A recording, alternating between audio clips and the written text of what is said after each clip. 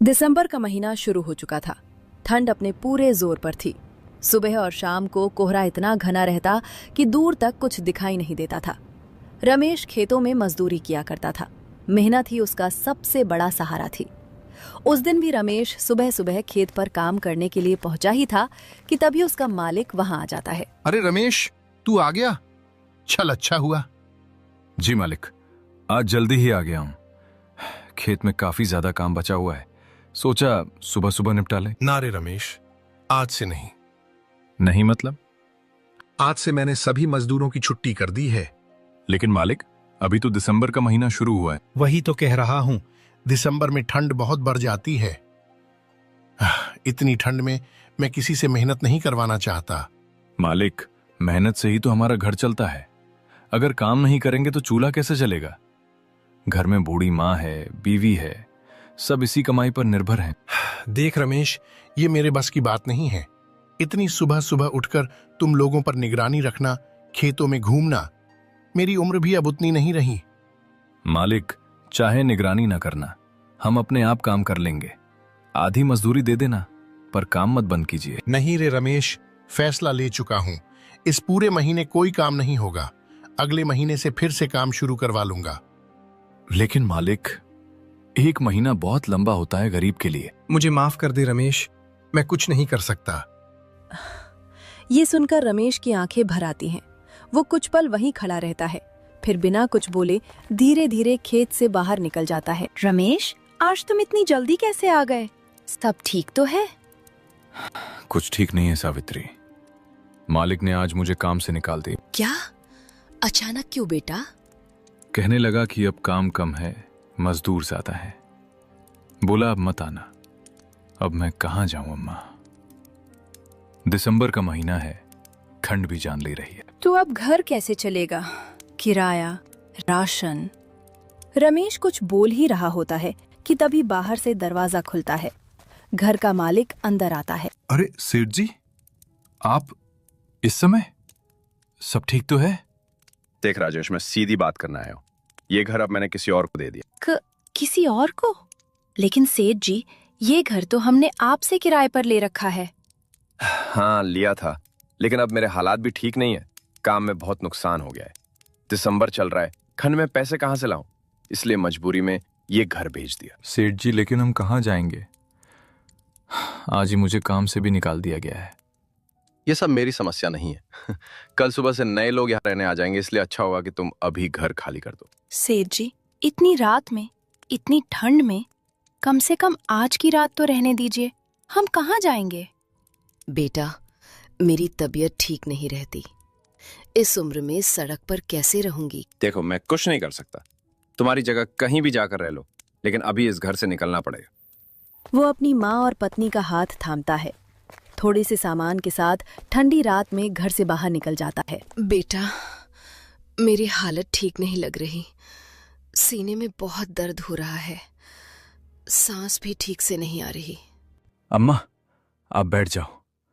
धीरे धीरे बैठो, घबराओ मत, मैं यहीं हूं। हे भगवान, इस ठंड में अगर अम्मा को कुछ हो गया तो हम क्या करेंगे? मैं अभी आग जलाने की कोशिश करता हूँ, शायद अम्मा को थोड़ा आराम मिल जाए। वो कांपते हाथों से गीली लकड़ियों में आग लगाने की कोशिश करता है। थोड़ी देर बाद आग जल तो जाती है।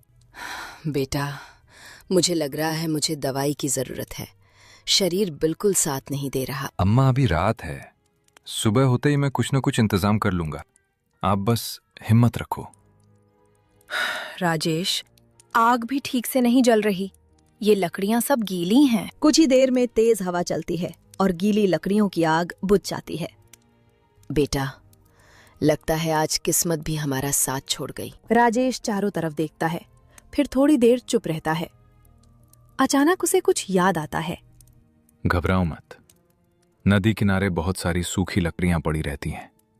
मैं बचपन में वहीं जाया करता था अम्मा। लेकिन बेटा, वहां तक कैसे पहुंचेंगे? मेरे पैरों में अब ताकत नहीं बची। मैं हूं ना अम्मा, आप मेरा सहारा लो, धीरे धीरे चलेंगे। हमें वहीं जाना होगा, यही आखिरी रास्ता है। अपनी माँ और पत्नी को सहारा देते हुए किसी तरह नदी किनारे पहुंच जाता है। इधर उधर नजर दौड़ाता है और कुछ सूखी लकड़ियां इकट्ठी करता है। कांपते हाथों से आग जलाता है। चलो, आग जल गई, कम से कम अब थोड़ी गर्मी तो मिलेगी। बेटा राजेश, अब हालत बहुत बिगड़ रही है। मुझे दवाई की जरूरत है। बस किसी तरह दवाई का इंतजाम कर दे, वरना मुझे नहीं लगता कि मैं ये रात काट पाऊंगी। अम्मा, आप चिंता मत करो, मैं कुछ न कुछ इंतजाम करके जरूर लेकर आऊंगा। आप यहीं आग के पास बैठी रहो। इतनी रात में अकेले कहाँ जाएगा बेटा? सब दुकानें बंद होंगी। चाहे जहां जाना पड़े अम्मा, मैं जाऊंगा।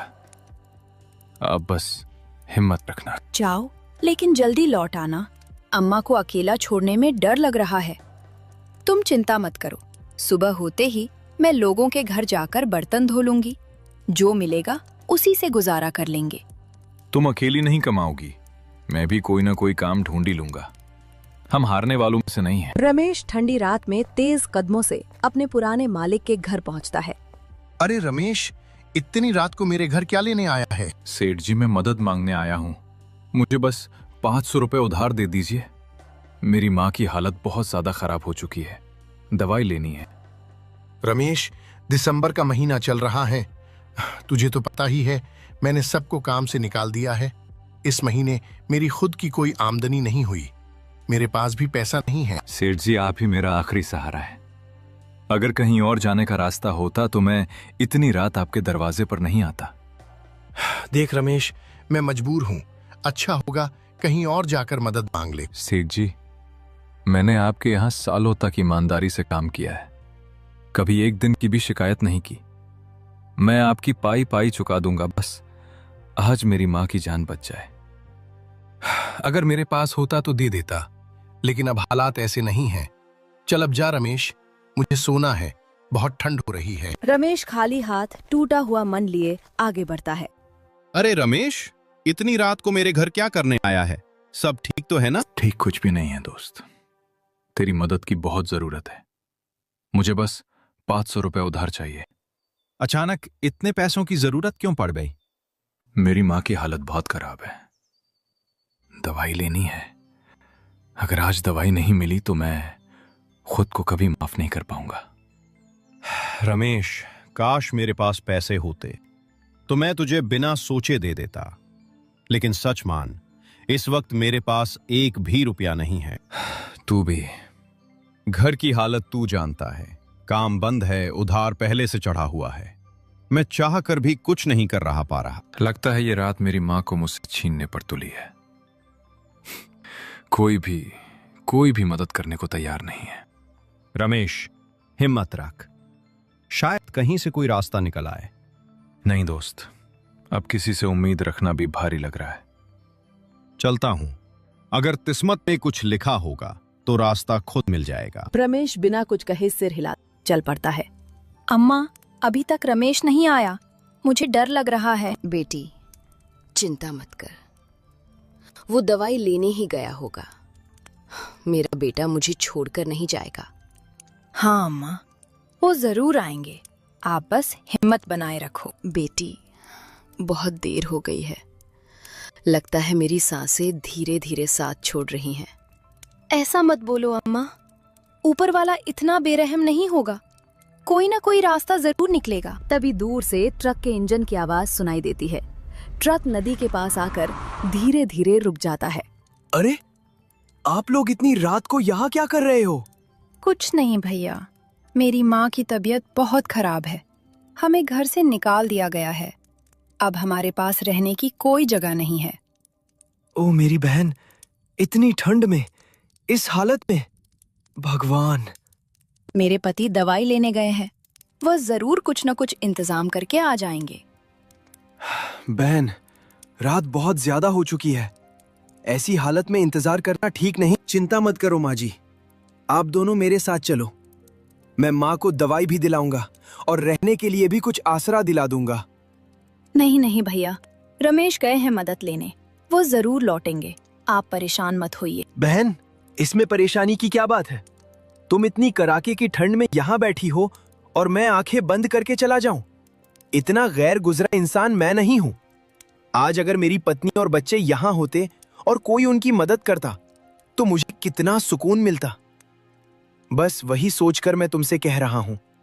बेटी, अगर ऊपर वाले ने इन्हें भेजा है तो मना मत करो। लेकिन भैया, अगर रमेश आ गए और हमें यहाँ ना पाया तो ऐसा करते हैं बहन, तुम यही रुको, मैं खुद जाकर दवाई ले आता हूँ। माँ को अभी दवाई मिलनी जरूरी है। भगवान आपका भला करे भैया। आज अगर आप न रुकते तो शायद। हिम्मत रखना बहन, मैं जल्दी लौटता हूँ। इतना कहकर मैं वहां से चला जाता है। इतने में अंधेरे से रमेश तेज कदमों से नदी किनारे आता। रमेश, तुम आ गए। बताओ, पैसों का इंतजाम हुआ या नहीं? दवाई लेकर आए हो? नहीं, मैं दवाई नहीं ला सका। क्या मतलब नहीं ला सके? तुम सेठ जी के पास गए थे ना, अपने दोस्त के पास भी? सबके पास गया, सेठ जी ने भी मना कर दिया, दोस्त ने भी हाथ खड़े कर दिए। आज कोई भी मदद करने को तैयार नहीं था। बेटा, क्या हुआ? दवाई नहीं मिली क्या? माफ कर दो अम्मा, मैं पूरी कोशिश की, लेकिन। रमेश, ये वक्त हार मानने का नहीं है। अगर अम्मा को सही समय पर दवाई नहीं मिली तो उनकी हालत और बिगड़ सकती है। तो मैं क्या करूं? पूरी रात शहर छान मारी, हर दरवाजा बंद मिला। कुछ भी हो रमेश, हमें अभी दवाई का इंतजाम करना होगा। इंसानियत अभी पूरी तरह मरी नहीं है, कोई न कोई रास्ता जरूर बचेगा। बेटा, अगर ऊपर वाला मुझे आज बुला भी ले तो खुद को दोष मत देना। तूने बेटे का पूरा फर्ज निभाया है। ऐसा मत बोलो अम्मा, मैं आपको कुछ नहीं होने दूंगा, चाहे मुझे कुछ भी करना पड़े। नहीं, अभी कहानी खत्म नहीं हुई है। रमेश, अभी थोड़ी देर पहले एक ट्रक ड्राइवर यहाँ रुका था। वह मदद करने को तैयार था, कह रहा था कि दवाई ला देगा। रमेश एक बार फिर उम्मीद लिए अंधेरे रास्ते की तरफ बढ़ जाता है। कुछ ही देर में दूर से ट्रक की आवाज फिर सुनाई देती है। ट्रक पास आकर रुकता है। बहन, मैं आ गया, जल्दी से ये दवाई ले लो। भैया, भगवान आपका भला करे। देर मत करो बहन, जल्दी से माँ को ये दवाई खिला दो। माँ को सहारा देकर दवाई पिलाती है। माँ धीरे धीरे दवाई निगलती है। बेटी, अब थोड़ा अच्छा लग रहा है। भैया, आपका बहुत बहुत धन्यवाद। अगर आप आज समय पर नहीं आते तो शायद। ऐसा मत बोलो बहन, ऊपर वाला चाहता तो मुझे यहाँ नहीं भेजता। ये सब उसी की मर्जी से हुआ है। देखो बहन, ये रात तुम लोगों पर बहुत भारी गुजर रही है। अब पता नहीं आगे क्या होगा, लेकिन इस हाल में यहाँ रुकना ठीक नहीं है। हाँ भैया, पर अब रात भी बहुत हो गई है। अभी रात के 3 बज रहे हैं। अगर तुम ज्यादा देर यहाँ रुकी तो हालात और बिगड़ सकते हैं। माँ की तबीयत फिर खराब हो सकती है। लेकिन भैया, रमेश मदद मांगने गए हैं। मैं उन्हें अकेला छोड़कर कैसे चली जाऊं? तुम चिंता मत करो बहन, तुम माँ को लेकर मेरे घर चलो। वहाँ गर्म जगह है, 4 दीवारें हैं, माँ को आराम मिलेगा। मैं खुद जाकर रमेश को ढूंढ लूंगा, उसे यहाँ की पूरी बात समझा दूंगा। अभी सबसे जरूरी है माँ का सुरक्षित जगह पर होना। भैया, हम आपके एहसान को कभी नहीं भूल पाएंगे। आज आपने अजनबी होकर भी अपनेपन से हमारी जान बचाई है। ड्राइवर माँ और रमेश की पत्नी को सुरक्षित अपने घर छोड़ देता है। कुछ दूर आगे जंगल के किनारे एक सुनसान जगह पर रमेश अकेला खड़ा होता है। क्या फायदा मेरी मेहनत का, न माँ के काम आ सका, न परिवार को बचा सका। इस मतलबी दुनिया में कोई अपना नहीं है। तभी पीछे से ट्रक की आवाज आती है। ट्रक रुकता है, ड्राइवर नीचे उतरता है और रमेश के पास आता है। चलो भाई, अब घर चलो। आप कौन है भैया? मैंने आपको पहले कभी नहीं देखा। मुझे अपना दोस्त ही समझ लो। रास्ते से गुजर रहा था तो तुम्हारी पत्नी और माँ को नदी किनारे देखा। माँ की हालत बहुत खराब थी। मेरी माँ अब कैसी हैं? अब ठीक है, मैं उन्हें दवाई दिला चुका हूँ और तुम्हारी पत्नी के साथ उन्हें अपने घर पर सुरक्षित छोड़ आया हूँ। भैया, आपने तो हमारी जान बचा ली। इस मतलबी दुनिया में किसी ने मेरा साथ नहीं दिया, लेकिन आप फरिश्ता बनकर आए। अरे नहीं भाई, इसमें मेहरबानी जैसी कोई बात नहीं है। एक वक्त था जब मैं भी इसी तरह सड़क किनारे बेसहारा खड़ा था। मेरे पास भी कोई नहीं था। तब किसी अजनबी ने मेरी मदद की थी। आज मैं उसी कर्ज को उतार रहा हूं। आज आपने मुझे ये यकीन दिला दिया कि इंसानियत अभी जिंदा है। मैं जिंदगी भर आपका एहसान नहीं भूलूंगा। इस कहानी से हमें ये सीख मिलती है कि हमें कभी भी दूसरों के प्रति बेपरवाह नहीं होना चाहिए। अगर रास्ते में कोई व्यक्ति अकेला या परेशान हालत में खड़ा दिखाई दे तो उसे नजरअंदाज नहीं करना चाहिए। हो सकता है वो किसी मुसीबत में हो, बीमार हो या उसे सच में मदद की जरूरत हो। ऐसे समय पर 2 शब्द पूछ लेने से और थोड़ी सी मदद कर देने से किसी की